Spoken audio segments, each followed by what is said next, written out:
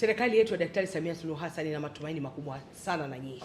Na bima afya kwa wote ni jambo lenu. Msipolizingatia mkalifanya vizuri, basi hili jambo litakuwa haliendi vizuri.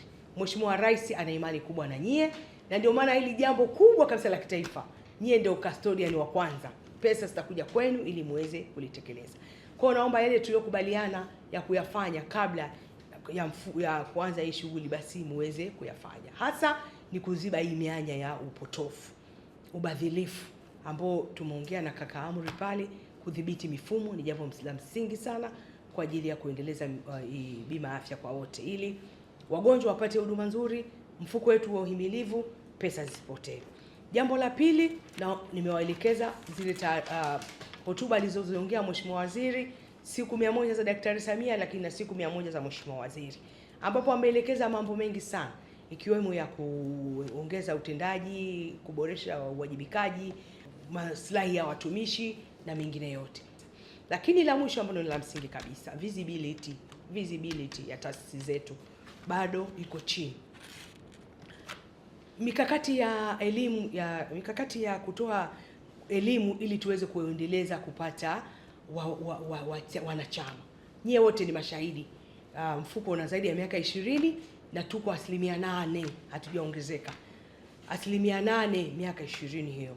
Ili tupate 8%, tukue kutoka kwenye 8%, lazima tuongeze jitihada za kutoa elimu kwa wananchi, ili washawishike na mfuko wetu, ili mfuko wetu uweze kukua.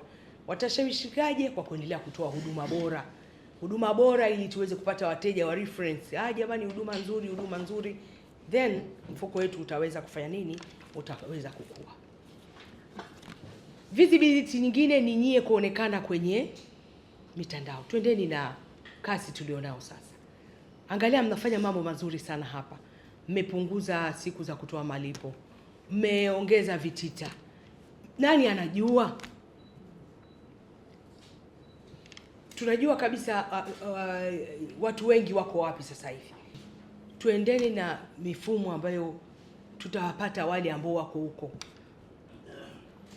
Sasa tunajua tunawalenga kina nani. Twende huko waliko, tuwaeleze mambo mazuri yanayofanywa na serikali yetu ya Daktari Samia Suluhu Hassan. Mmesema mmetoka kwenye mfuko hasi, sasa hivi mnaenda chanya, mnapata faida, mnaweza kuwekeza, mnawekeza bondi. Nani anajua? Mnasema kwa njia gani?